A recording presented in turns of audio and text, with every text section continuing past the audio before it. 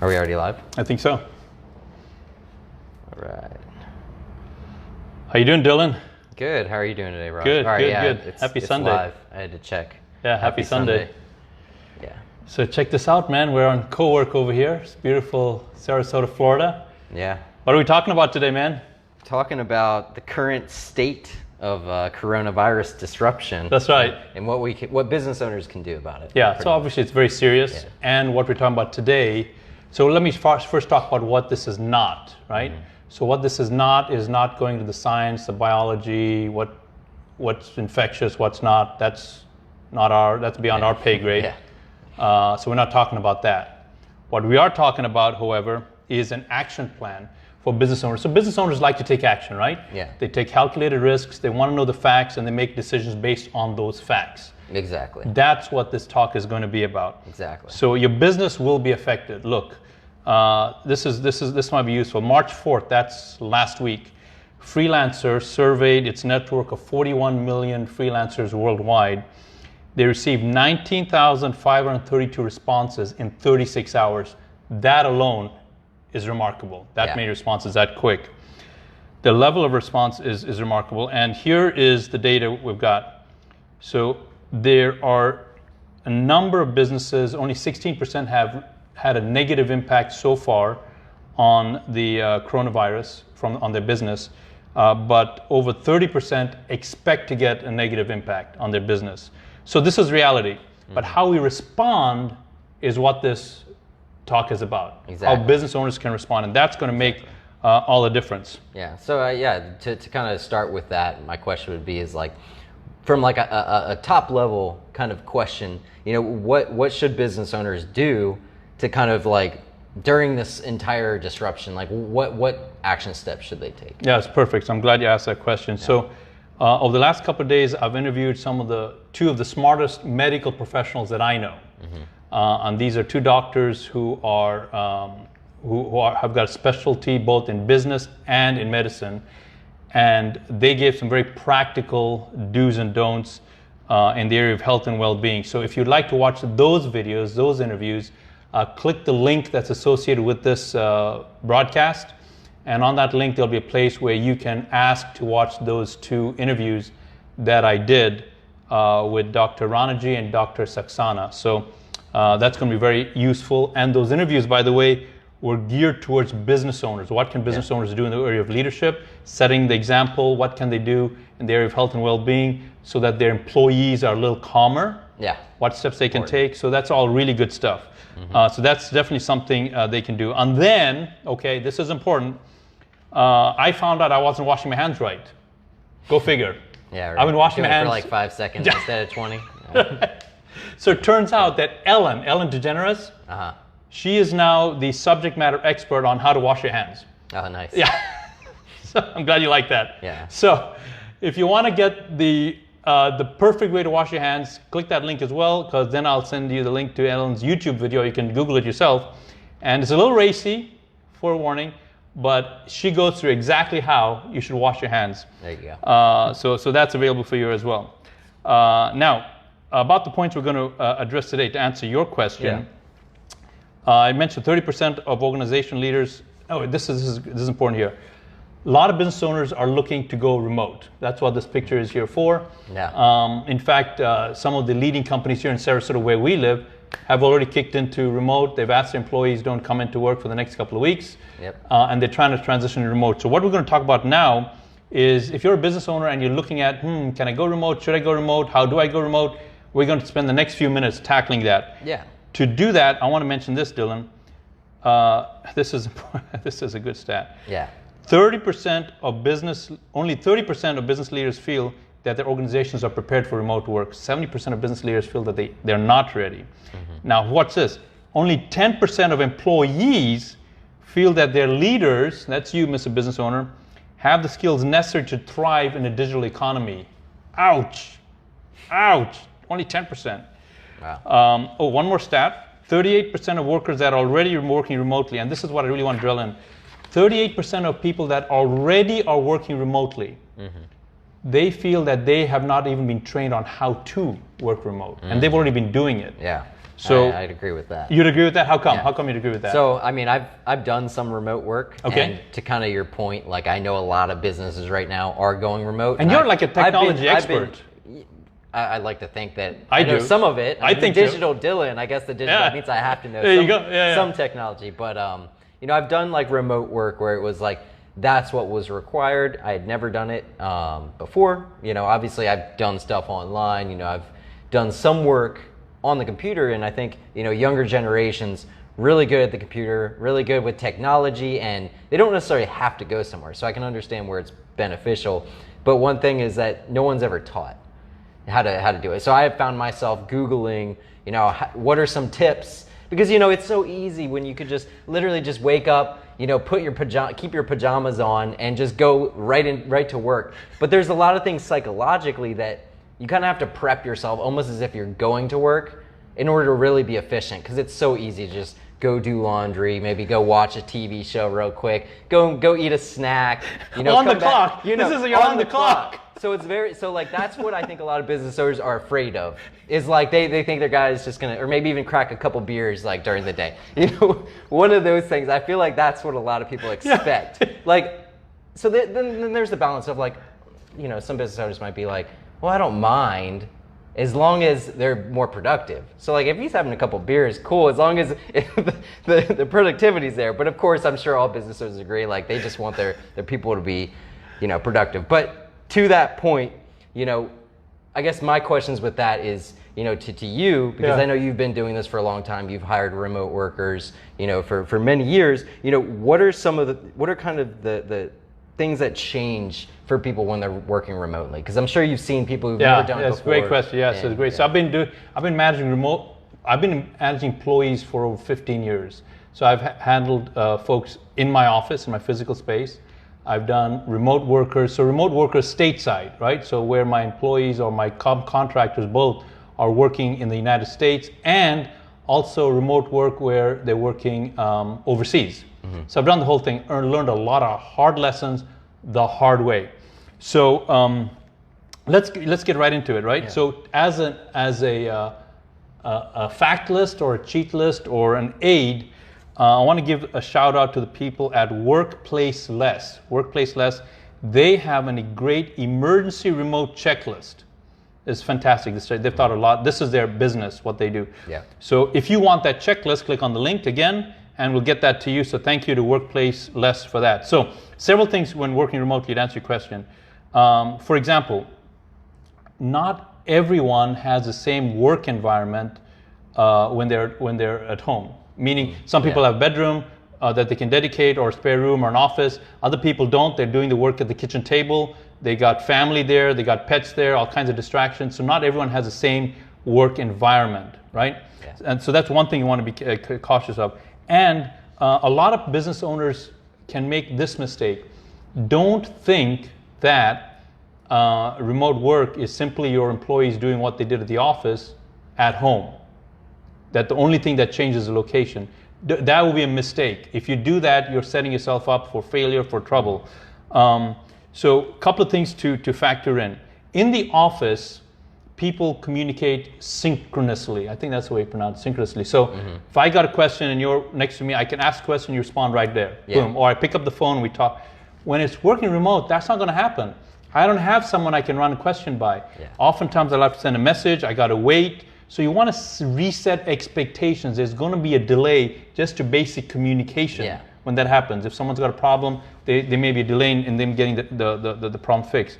As a result of that, email traffic in your organization is likely to skyrocket. Stuff that people just asked, you know, is now all going to go through email. So don't rely on email as your as your channel of communication, because if you do, that email traffic is going to go through the roof. Almost everyone I know has too much stuff in the email. This is going to quadruple it at minimum. So you want to have a different kind of messaging system. Yeah. Now, I'm going to want to bounce this off to you because you have used a couple of technologies for messaging, right? Yeah. What are some things that you use? So like that's a great point. Like if you're emailing, there's there's going to be a lag and delay. I mean, okay, yeah, it takes a couple seconds for the email to actually send, and then a couple seconds for it to arrive. Seconds, but at the end of the day, like if you're asking one question, then someone answers it, but you got a follow-up question, like in a communication that you're doing. Obviously, one area is call them on the phone, but of course, people are doing stuff. They're in their tasks, so there's a lot of different programs that you can use. Like what? Obviously, I mean, as simple as Facebook Messenger. Yeah. You could create a group chat for that. So that's one free tool that and how most much does that people cost? have. It's a free tool. Free. Look at that. That most people have. But of course, there's other really good ones such as like Slack. Yes. Chat channel, because literally you're on there. You can have different channels for different teams. Yeah. So if you have multiple teams and organizations, you've got your main in-office chat, but then you've got your side conversations. You can do one-on-one chats. So that is a good way because now everyone's synced up in one area. Yeah. They all know where they're going to go to get a quick question answered or to provide some updates to the team. So it's almost like people are still there. Good. They're just in a chat channel. Yeah. In like something like Slack or even Messenger. So if those are new terms to you, hit the link. We'll send you in our guide an explanation of what those terms are. Some of these programs are free. Yeah. Some of them are easy to get because they're affordable or they have free trials. Oh, you know what? Let's just. I'm going to go off topic for a second. Yeah. So a lot of business owners, because I've been talking to business owners, church leaders, doctors, community organization leaders, people that are involved in politics, because this is affecting everything, right? Yeah. And so one question came up is, well, look, how long is this going to last? This disruption. Yeah. Right. So we don't know, right? But I was listening to, Microsoft, what Microsoft did, and the reason I'm bringing it up right now is we're talking about messaging systems, right? Yeah. Microsoft has an excellent software program called Teams, Microsoft Teams. So what Microsoft has done is they have actually made their Microsoft Teams software available for free to the planet. So they've done this because they're trying to help people cope with the current disruption. And the guy on Microsoft, he said this, his opinion was work is never going to go back to the way it was before. So even after the disruption, there are going to be businesses that are going to go remote. They're going to see the advantages of going remote. They may have thought, I can't go remote, but this circumstances force them to go remote. People are going to be learning from home, which they haven't done before. They were avoiding, but now they're going to have to. And once they've done it at such scale, it's unlikely that things are going to revert 100% back to normal. So there's going to be this before coronavirus way of learning, before coronavirus way of doing business, and there's going to be after coronavirus. Yeah. So there's going to be this change. So reason I mentioned that is keep that in mind when you're looking at modifying the way your organization runs, the way your corporation is working. Going to email, we mentioned that email is going to go up. We got some options that Dylan just mentioned. And let's talk about meetings. But before we talk about meetings, that camera over there stopped recording, so I'm just going to reset that. You stay right there, Dylan. And I'll go over here. The back of my head. Yeah, back of your head. I want to make sure we got this covered there.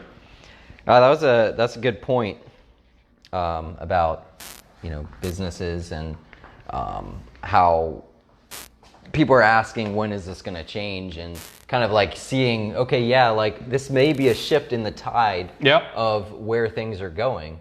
Like I think a lot of businesses have started more remote like over the last decade or so, but I think like this specific coronavirus disruption might kind of be a little bit of a push to where people are now testing, so to speak, like, well, let's test a little bit more of people working from home and let's see how it is. Because at the end of the day, like there's costs associated with having people go to an office. Obviously, they'll save money by not driving to their office every day, especially people who have to commute an hour, 2 hours.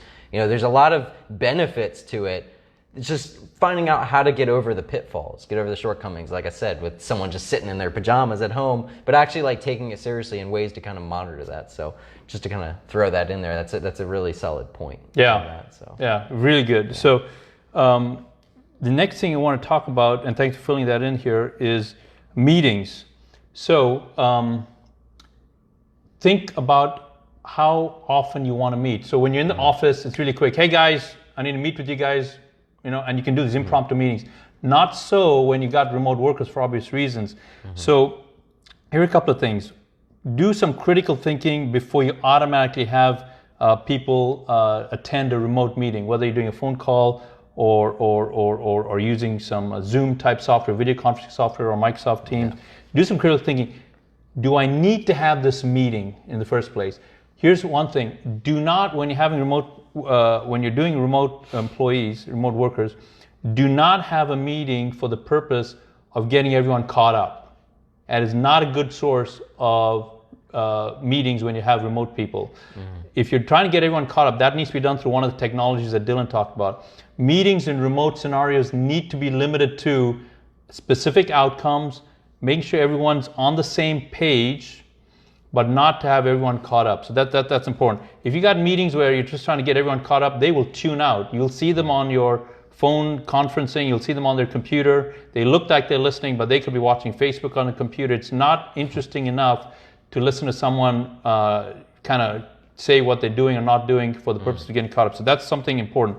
And if you do meet, make sure that everyone's prepared ahead of time for the outcome and decision you want to make at that meeting.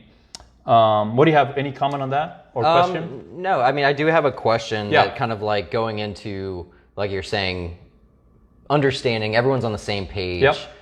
Like what are some ways you can do to prevent that misunderstanding? Like you said, the meeting's not about recapping what's going on. It's more of like next steps almost. Correct. So Very like good. how is that kind of how you would prevent misunderstanding, or is there some other? Yeah, so excellent. So when you do have a meeting, let's use some technology that we can use, right? So first one, freeconferencecall.com. Do not call your phone provider and ask your phone provider for conference call numbers. Those are expensive and unnecessary. Instead, go to www.freeconferencecall.com. It's a free service. You can have your team dial into this common number. Everyone is on the same number, and you can record. Yeah. You can record the call. Which I think is a lot of business want to record it just in case people can't make it, or referencing. Exactly. Calls, yeah. Plus, you're not calling people and then they're not available. If someone's connection drops, they get dropped from the call, but then they can call right back in, and the meeting doesn't get disrupted. Yeah. Now, a couple of things here. Tech tip on that. Because people are in different environments, like I mentioned earlier, have them mute themselves when they're not talking. Oh yeah, of course. You want to have them. Yeah, you'll hear all sorts of stuff if not. Yeah. TMI. Yeah. Too much information. Dogs barking. Exactly. People coughing and. Now, if you need to see your team, right? So Yeah. you don't want to just do a phone call. You want to see your team. Try Zoom. Yeah. That's an excellent option. You can even do free meetings on Zoom. As long as the meetings are less than 40 minutes, you can use Zoom for free. Go to zoom.us. That's another option you can use. Now, a word about seeing your team. Look, you got to figure that your employees are under stress, additional stress because of all of what's happening. So when you have a meeting, like I mentioned earlier, a good legitimate objective, in my opinion, for meetings is to actually have people connect.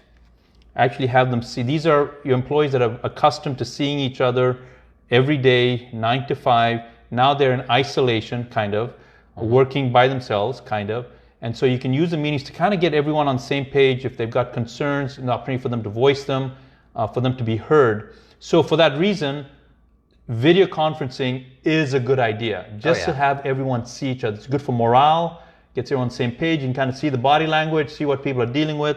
I think that's important. Right? Yeah. It is important because... Well, I mean, because you got to think too, like, when someone, it's almost kind of breeds accountability too. Yeah. Like, obviously you have to show up, you have to, like, for a lot of times where they're like, hey, we want everyone's cameras on, we just want to see everyone, engage that way. Good. So it's like, it also breeds that accountability because, sometimes maybe people are like not really working. I think that's a big concern that Sure. a lot of business owners have is like, well, how productive is he really being? Is he only working 2 hours of the day and the rest of the day he's, dilly-dallying around here and there, So it like kind of keeps him like, okay, he's at work, he's doing things, he's at home, whatever it might be. So, yeah. Yeah, and it just helps mitigate this feeling of isolation of working with people. A couple other tips. If you're using any kind of video conferencing software, Microsoft Teams, they also support video conferencing. So there you go. There's another option. Yeah. So check that out. Again, Microsoft is available for free. Again, hit our link, and then we can send you the information how you can get that Microsoft Teams for free. A couple of things. Have people join a Zoom meeting 15 minutes early, especially the first one. Why? Because if they're joining on their phone, they got to install an app. That might take an issue. That might take time. Yeah. If you're on iPhone, you got to have your password for the app. So you just want to make sure all those logistics are taken care of ahead of time. Oh yeah. Especially if it's the first time you're joining. The last thing you want is you don't want to have like 5 people in your meeting and one of those people is having technical problems and you're trying to troubleshoot the tech problems while all 4 other people are just waiting. That's expensive. So that's why you want to do that ahead of time. Also, we don't know what kind of internet signal everyone has at home, right? So everyone's different Wi-Fi. Yeah. Some people have good signal, some people don't. If your internet signal is weak for a person while they're attending a video conferencing call, at the very minimum, because they've at least got to hear the communication of the meeting, have them turn off their camera. If they turn off their camera, it frees up a bunch of bandwidth for voice. Oh yeah. So unfortunately, you don't get to see them, but at least they can hear what's being said in a clear fashion. So that's something that'll be useful. Definitely. If you're asking your staff to use home computers, not all of your staff have cameras on those home computers. So you got to factor that in. If you're asking them to use their phones, that may affect their data, their bill. So you got to factor that in. So you may have to, ahead of time, before you get into all this readjustment, let them know you're going to reimburse them for part of their phone bill. But you want to have these kind of communications beforehand, not in the aftermath. One of the most important things is just talk about these topics with your staff beforehand. Oh yeah. You don't have to solve everything. You don't even have to have everything figured out. I think employees know, everyone knows that this is all kind of new territory for a lot of us. So simply having the conversation where you're asking the staff, hey, we're looking to go remote if that's what you're doing, or we're looking to do this, or looking to do that, or we really want people to be washing their hands the way Ellen washes their hands. Yeah. But have those conversations so that employees have an opportunity to say what's on their mind. You don't want to have employees withholding a concern, because that's just going to create additional stress, disrupt the productivity. And overall, at the end of the day, regardless of productivity, we're wanting our employees to be as content and as happy and as productive as possible. Absolutely. So just having an opportunity for people to speak plainly is going to make sense. Now, I'm going to take a step back from the technology. That's why I want to change gears. Okay, so what I want to talk about is your company culture, leading your company culture. Because look, Mr. Business Owner, Miss Business Owner, what we're talking about here is really leadership. So we've got a situation where so much of what we're doing is being disrupted. You can't even watch, well, you can watch sports. Are they, I don't know. Are they going to televise it? I don't know. I think there's a lot of sports that are not even televised. They're not even televising. They're just completely stopping. It's completely stopping it. Yeah. Pretty sure. Last time I heard. It's changing, right? Yeah. So look, there's a lot of angst out there as a result of disruption. So as a business owner, here's really an opportunity for, and it's almost not an opportunity, it's incumbent on us as business owners to really demonstrate some leadership here. So first, recognize, as I mentioned earlier, your team's under a new level of stress, right? Now, here's the thing. We're here in Florida. We're accustomed to disasters. You know, hurricane season comes, we're watching the hurricane. Sometimes it comes near us, sometimes it doesn't. If it comes near us, we've got to prepare. But it's very cut and dry. You either board up your house or you don't. Yeah. You either stay here or you don't. And if you're not staying here, you pretty much got a place to go. And you know that the hurricane's going to come around this time, and it's going to be gone around this time. There's a lot of knowledge. You buy 100 packs of water, not 100 packs of toilet paper. Yeah. But just to I mean, at the end of the day, like you said, it's all about preparing. It's just a different level of preparation, a different scenario. But like you said, Floridians and here in the South, we're used to that. We're immediate action. Like, hey, something's coming. You need to prepare. And we know a start date, we know an end date, and we know things will go back to normal. Yeah. Why I was laughing is I grew up in Africa, right? And I can tell you, Dylan, I never in a million years thought that here I'm going to be in America and I'm going to be having a shortage of toilet paper. Yeah. That is I still don't understand it. You still don't understand I still don't know why. But I'm still trying to figure out why. Google didn't give me the answer. About why there's a shortage of toilet paper? I'm sure someone wrote an article, the real psychology behind why. Hey, people are thinking ahead.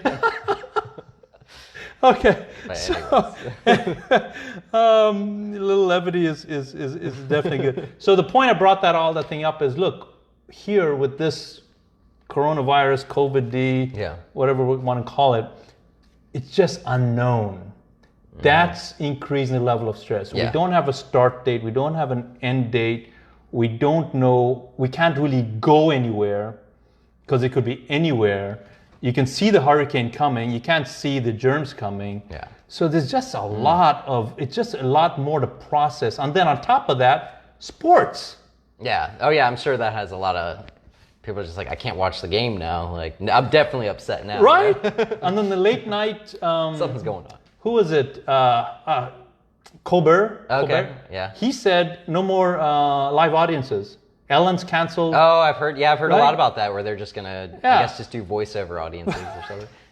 They So, applause. so why am I saying all that? It's just an additional level of stress. And so a lot of these things that we just talked about that are not going to be there, that's kind of a way people relax, unwind. Yeah. And that's not there at the same level it was before. So just be aware, additional stress, some of it is clear, some of it's not.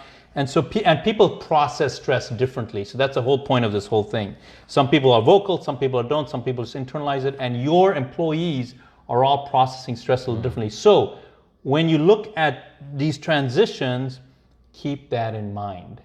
Keep that in mind that your folks are going to process this whole thing differently, different based on their personality types. And this is where you really need to raise your leadership and be the person to provide guidance and direction in the areas that you can. Yeah.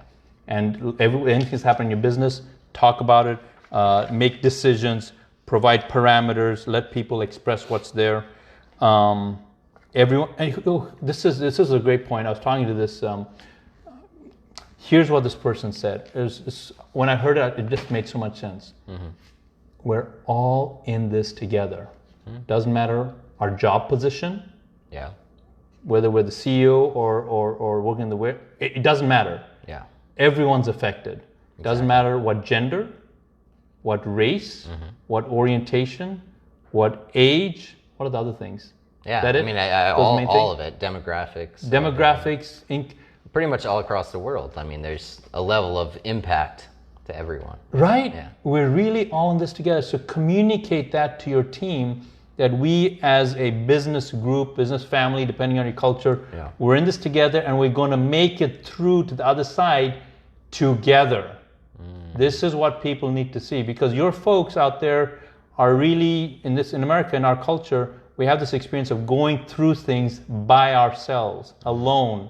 And that just multiplies the difficulty. You got to just convey to your team, we're in this together, we'll get through this together. And so you want to convey that. So to your point with that, or you mentioned earlier, the isolation feeling, this can be an opportunity to kind of take that isolation and be like, we're really together. You know, this is, like you mentioned, like this is, it can almost strengthen the team, it can strengthen the mission if you do it the right way. If you're putting in play all these things, even if they're working away, how do we bring the team closer and moving forward? Yeah, that's so good, so good.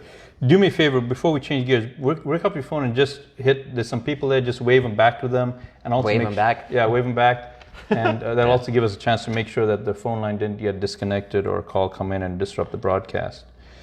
So while you're doing that, let's see, we covered meetings, we talked about Zoom. We talked about, in fact, you know what? I think we've covered technology enough. How long have we been online so far? Does it tell you?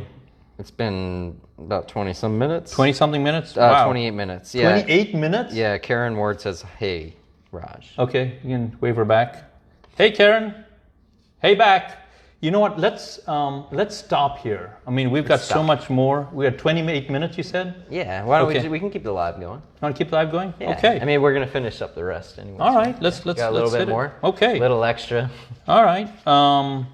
So look, your suppliers, your vendors, your customers, they're all going through the same thing. So guess what? Payments are going to get through to you slower. Your invoices are going to get processed slower because they're all dealing with the same thing you are. Accounts payable person might be working from home without access to the accounting system. Well, how's that going to impact the way your bills get paid? So that's another thing to keep in mind. What else you got? What do we need to talk about next? Yeah, no, I kind of wanted to change gears with you about a little bit about mindset because you mentioned, you know, every person is going to have a different mindset around it, whether it's the issues that what's going on in the world with the coronavirus. like a world, their own family, their own personal problems, but then also, you know, from like a working standpoint of starting to work remote, for example, Yeah. or different working conditions. Yeah. So like, what about mindset? As you know, I know it can be easy to like get off task at home, Yeah. for example. Like, what about mindset is like important for like the business It's a owners? great to kind question. of- It's a to great help with question. that? So when talking about mindset, what do we mean by that? When your employees are working from home, they've got to put it this way. You remember how you talked about earlier? You get up, you're still in your PJs, you're working, Yeah. right? When you go to the office, you got to get up, get ready, get changed. Yeah. You're driving to work. You show up at work. You see your workmates. Automatically get into work mode. Yeah, exactly. That doesn't happen when you're at home. So you just got to deal with the fact that's not going to happen. So you need to talk about that. And so there are a couple of things in particular, and I want to give a shout out to distributeconsulting.com. Distributeconsulting.com, the company featured on Forbes. They have a free 5-page policy document that you can get. Hit our link that's on this thing. In case you don't see the link, it's healthybusinessbureau.org. Healthybusinessbureau.org. Hit that link. You can put your email address in and we can send the stuff to you. But when we talk about mindset, your employees need to have kind of 3 things that they really need to focus on. One is creating the right location environment at home where they're actually going to do the work. Yeah. As undisturbable as possible. You know, if Yeah, it's a separate room, great. Sometimes your separate room may not have good internet signal, so you got to deal with that, or phone signal. So location. Second thing is boundaries. When you're working at home, you can just keep going. You know, we're joking about the guy that only works 2 hours. Well, a lot of employees are dedicated. They're focused. Instead of working 8 hours, they might go to 8, 9, 10, 11 hours. Yeah. So you got to Which can be good, but it can also be a problem. It can, right? Because they got families, everyone under stress, their kids. You don't want them to burn out. Don't want to burn out. Plus, everyone's got to unwind a little bit, right? Yeah. And so boundaries. And the third thing is technology. So you want to really have conversations with employees with their mindset to address those 3 things at a minimum. In addition to that, you want to have a policy. Look, if your person is hourly at home at the office, when they go and they're working from home, are they still going to be hourly? What if their computer breaks down and they can't do any work? What if they lose a signal and they can't do work? Are they still going to get paid? Are they going to get paid overtime? So you want to have those kinds of things in writing.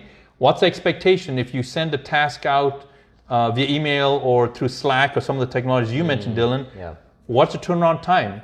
If I send a message, how soon do I get a response back? If I'm in the office and I ask Bob for something and I don't get the answer from Bob soon enough, I'll just go over to Bob and say, hey, Yeah. you can't. And to like go with that, because obviously there's a lot of technology, and just to kind of go with like Slack, for example, Yeah. there's options where you can put yourself away. And so I know a lot of times, like most people, they never use that. They're like, I'm not going to put myself away. Either I'm here or I'm not. Yes. This can be a good opportunity where people are like, look, if you're actually going to get lunch, if you're downstairs, you're making something to eat, you know, you're in the other room doing something, put yourself as away. So at least people know, okay, he's away right now, he's here, so that if someone does message you, that at least they're like, they can expect that you're going to respond in a couple minutes. Good. I think those are really important steps during this, is kind of like obviously keeping the hours, whether it's consistent, kind of defining that with your immediate team, you know, from top down, immediate team, what hours you're going to work, but also, you know, what hours you intend to be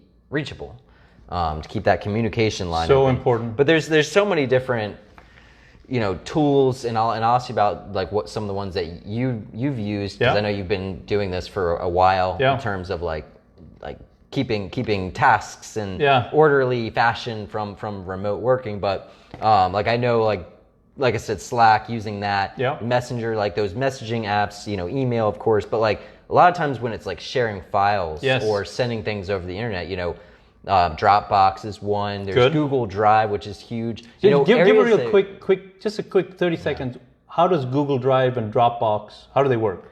So in essence, it's kind of like, imagine syncing all of your team or segment teams to a specific area where files are. So you think of like, you're on your computer, you got your My Documents, Imagine you can put your My Documents for every single team that's accessible by your team members. Obviously, you can change permissions and everything. But a lot of businesses are using things like this, but this is where, if you haven't been using it or you are using it, where you can really like use this opportunity where everyone's working remote to really get in and use that instead of just keeping everything on their desktop. Or like, there's a lot of stuff that people keep on their own computers that's not getting shared that someone else could use. This could be a good opportunity where more collaboration can actually happen. So.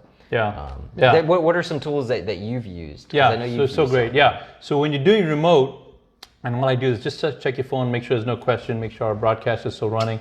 So we talked about alternatives to email for communication, and Dylan's mentioned a couple of them. He now touched on sharing documents. So while your folks are at home, working from home, you want to make sure that the documents they create, the work that they're doing, if you're producing artwork, you don't want them saving that on their local computer. Right? Because now how are you going to get all that back once you get back to normal? So Dropbox is a great way to share that information in a central repository so everyone can get to them. And it's easier once you're done with this disruption to get back to normal. So that's second piece. Now, how do you keep all these projects on task when your folks are remote? If you're at the office, I use whiteboards a lot. Great way to do that. Obviously meetings a lot. But when you have people remote, you want to look at something like what we call a project management software system. Teams will help you with that. The one I use to answer your question is Teamwork Project. Yeah. It's great. You and I have actually used that together. Yeah. Asana is another one. Basecamp's another one. Zoho is another one. If you want a list of these, hit our website, healthybusinessbureau.org. Put your email address in, and we'll send you that as part of the outline for this whole We've got a question from one of the viewers. Ron Perry asks, what are our legal obligations to keep staff safe from the virus? Oh, that's such a great question. Yeah. So, I don't know if I could give legal advice, but right? You might know. Or health advice, right? Yeah, health or legal. You might be able to give a bit more context. Hey, Ron, thanks for watching. Thanks for the question. I appreciate it. That's Ron Perry with Pit Stop. Pit Stop. Okay. Auto repair, best auto repair service in Sarasota County. They got locations everywhere. They got mobile everywhere as well. So a great family-run type of family type environment at their business. Going to the question, so I can't give legal advice and I can't give medical advice. So here's what I can do. When we interviewed those two doctors, I don't know if you caught this at the top of it. I actually interviewed two doctors who are specialists in this area, and they actually provided some guidance on that. So hit our healthybusinessbureau.go. I don't mean to evade the question, but I want you to hear from them instead of from me. Yeah. Here's the thing, just stepping back from the legal obligation. Yeah. If we look at the CDC, is it cdc.gov, cdc.org? I think that's I think they probably have both. But just type in CDC, you'll get to them.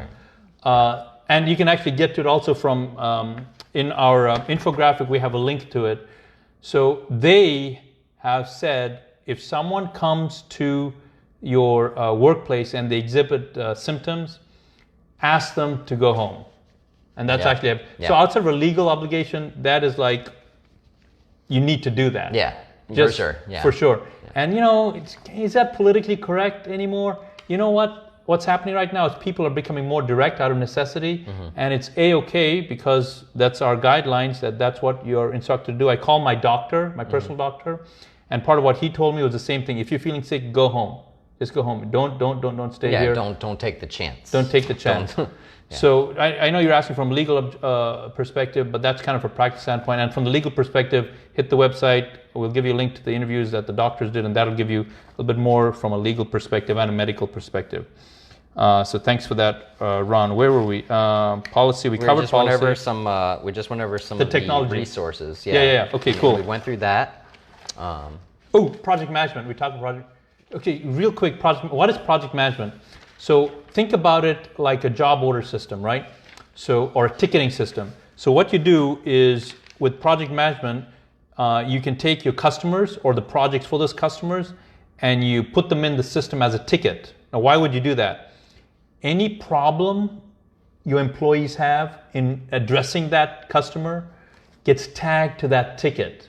Any conversation gets tagged to that ticket. Any communication from the customer gets tagged that ticket. Why is that important? Well, in a remote situation, 80% of what your business does is going to be fine. 20% is going to be a problem. 80-20 rule, right? That's typically the case. And when there's an issue, instead of having to sort through a bunch of emails, call the employee, say, what did Jack say? What did Mr. Jones say? How come this happened? How come that happened? You just pull up that ticket and you'll see all the communications related to that ticket right there. So much faster, keeps everything organized, keeps everyone on the same page, and it's so much more effective. Actually a must. If you're doing a remote type of workforce, you got to have that. That sort of summarize. Cool. Communication, the systems used, file sharing, you mentioned those as well, and a project management system. Those are three important things. Yeah. What else you got? Well, I mean, I think that from what I have, I mean, I could say from like personal experience, I know that remote working has a lot of benefits. Yeah. I think that it's a learning experience for a lot of people, the business owner, but also the employee who's actually, you know, who may not have done this before, maybe they have, but it's kind of like getting the whole team on board with it, because I think looking future, as we mentioned in the beginning, this is almost going to kind of propel that a little bit more. I think there's some organizations, there's some industries that you're always going to have people that need to show up, and I think there's a level of, it's healthy to actually engage with other human beings. So I'm not saying like everyone's just going to be in their pod at home, hidden away from the world for the rest of, you know, the future. But, you know, I think that in this time right now, it's really important that we can capitalize on that and making that work moving forward. Yeah. And I'm sure you've been on board with this for quite some time, so you'll kind of be leading the charge, so to speak. Well, it's you know, here's what it is, and business owners know this painfully well.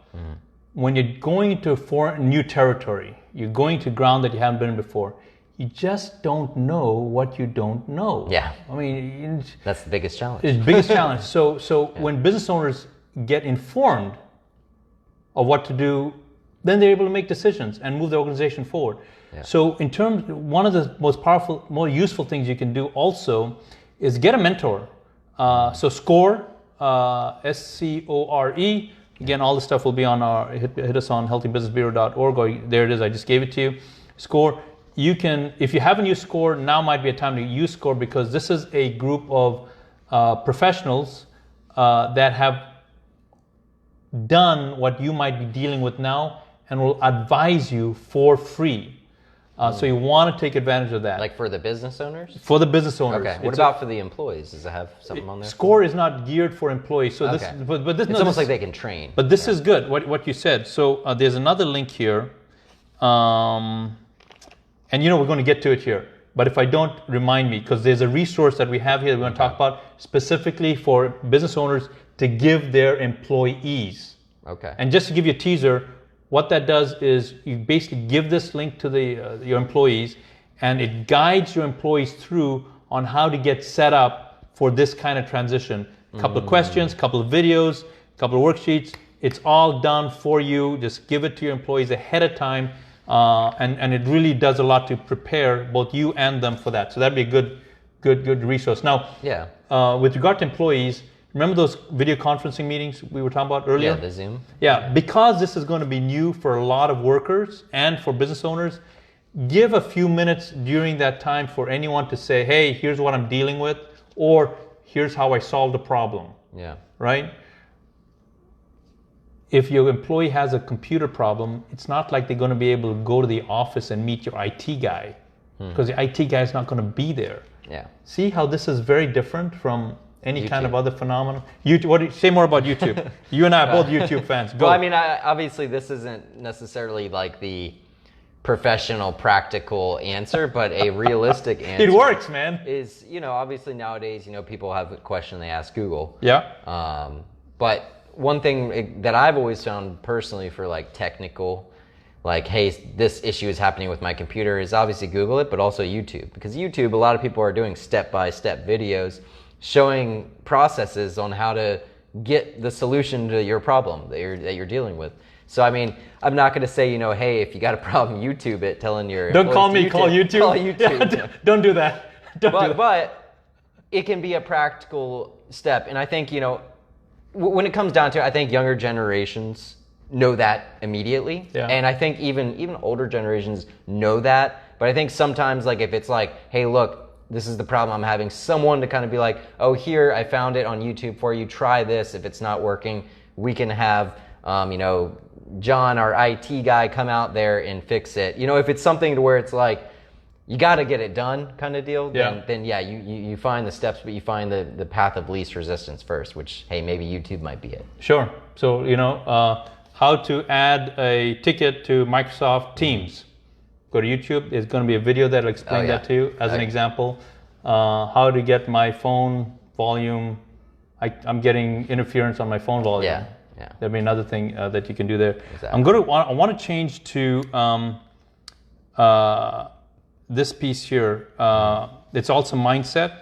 So I'm going to talk about that. Mindset. I'm going to restart that camera. That camera just went off. So if you want to maybe talk about something while I restart that camera, I'll be right back. Yeah, I mean, I can say, like, if we're going to be talking about mindset a little bit more is,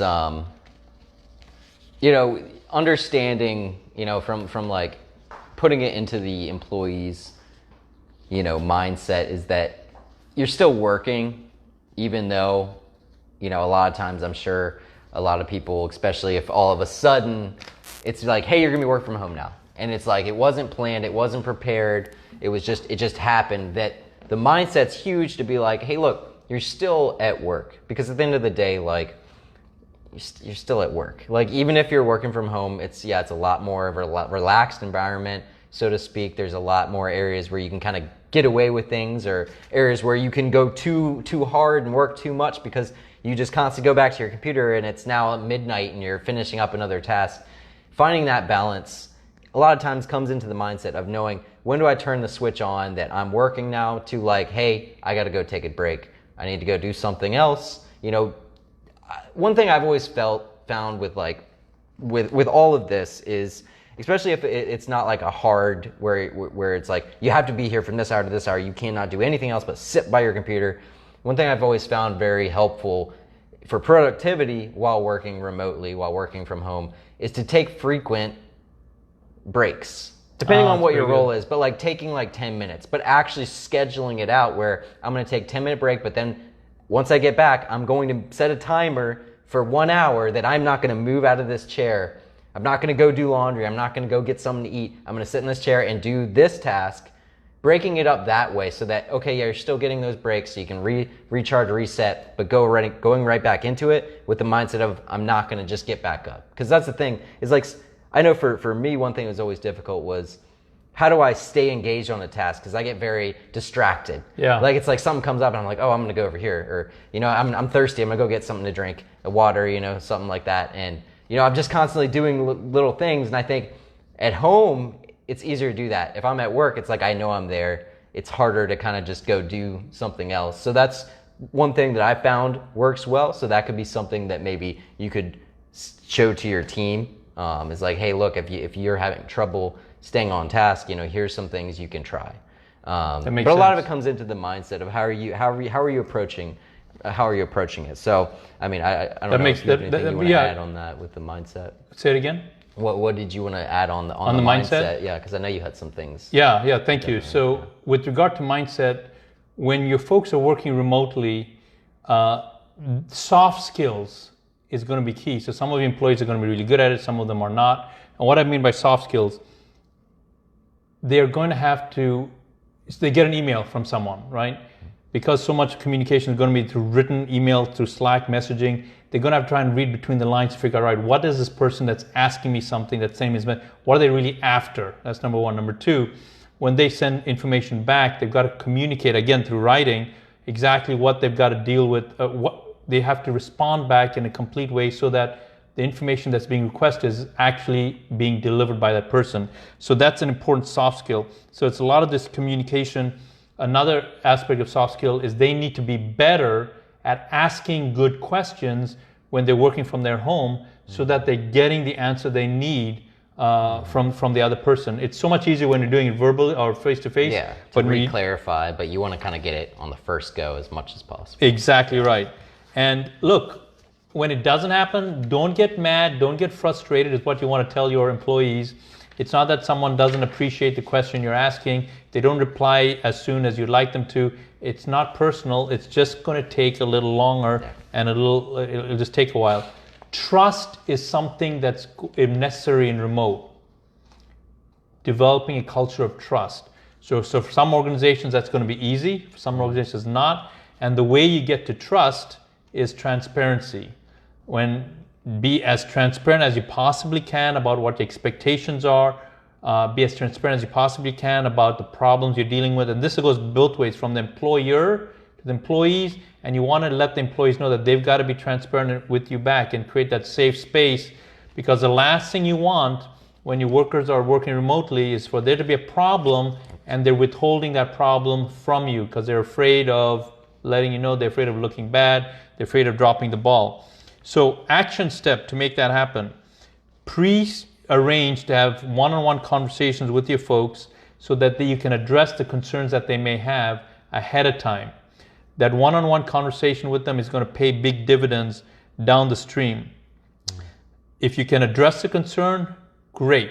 If you can't address the concern, it's okay. I mean, when I say it's okay, what I mean is it's important that your employee feels that you heard him or her.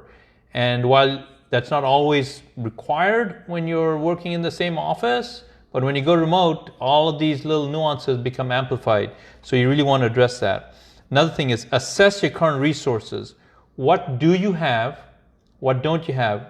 Dylan and I talked a lot of technology. What of those things do you have? What do you not have? Someone I know works for a government agency here, and they don't think that they can access their IT from home.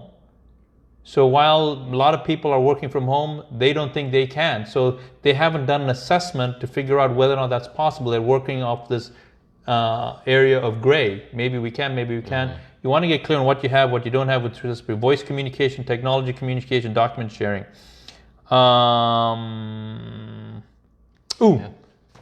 Look, there's going to be a whole new list of things that need to be managed. Someone can't get online. Someone's computer's not working. Yeah. If you don't have an IT person, assign someone in an organization who will be accountable and responsible to at least gather those concerns so that they can feed them to you. You can't do it all. If you don't have someone to handle it, then when those technical problems happen, because they will, we're both in technology, but one thing you count on with technology is it fails. Yeah, that's just a given. So you want to have someone accountable to be, all right, that's a point person when you have a tech problem, and then at least they can gather and give it over to you. What do you got, Dylan?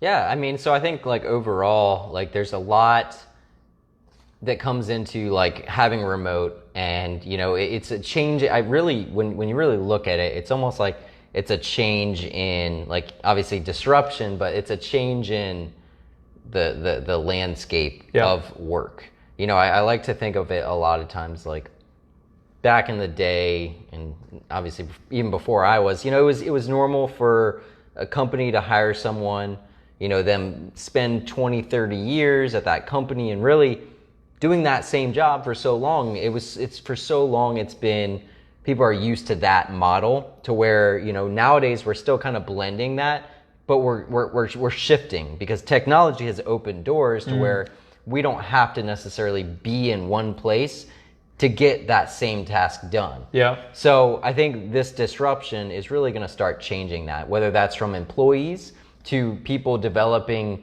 those soft skills, but like a specialty soft skill. So for example, like, you know that we both do marketing, we do stuff with technology, you know, specifically like I'll be doing like Facebook, Instagram advertising, like that, those specialties will become more required in terms of like finding experts and like businesses actually outsourcing, not necessarily just hiring employees, but finding people, hey, this is my specific need that you can solve for me. And doing that to where it's almost like in a way, like obviously you're always going to need employees from like a growth standpoint, but I think a lot of times businesses are starting to shift the way that they operate in terms of like who they're hiring, finding more remote technology, changing it. Like it's a very long discussion we could have on that, but that's what I would kind of close with in terms of like, there's a lot of changes and businesses are feeling the change, and some of them are forced into the change. So, you know, that's kind of what I would add to and the need for specialists, in different areas. One person can't do it all. Yeah. If you've been listening to this conversation, a lot of what we're talking about is really prioritizing and resetting expectations. So at the beginning of the week, or sometime in the week, or maybe several times during the week, with your teams, reset priorities, reset expectations. Things are going to take longer. Things are going to take for some of you people, they're going to be doing things in different ways. Some of your employees, they get energized and fulfilled just out of interacting with their peers. When you take that away, their performance is going to be affected. So you want to reset expectations and reset priorities. Going back to the folks at workplaceless.com, this is the one that I talked about earlier, Dylan, the one with the... for the employees? For the employees. Yeah. They have a self-guided program with videos and cheat sheets. Hit our website, we'll give you a link to that. Let's see, what else do we need to talk about? Hey, at the end of this whole thing, you're going to come back, right? Things are going to be at some level of normalcy. The better you plan this stage is going to help tremendously how you bring everything back to your centralized office-based system. So what I mean by that, if your folks are creating documents, correspondence, emailing, and they're saving it on their computer at home, and you don't plan for that ahead of time, it is going to be like unraveling spaghetti to get that back to the office. Yeah. And there's going to be disruption, and you don't want to have that. There's going to be enough of an economic hit because of this. You now don't want to have the added cost of trying to unravel this mess that happened while people are working at home because you didn't plan ahead. Yeah. So you want to have that written up. You want to have that paper trail, if you will. Yeah. Cool. Anything else you want to add before we conclude? I think that's all I have on this. Awesome. So listen. Thank you. We are actually looking to set up a 2020 business response. This is going to be a virtual conference. So we've got subject matter experts who are specialists in all of these different areas. It's all going to be done virtually, of course.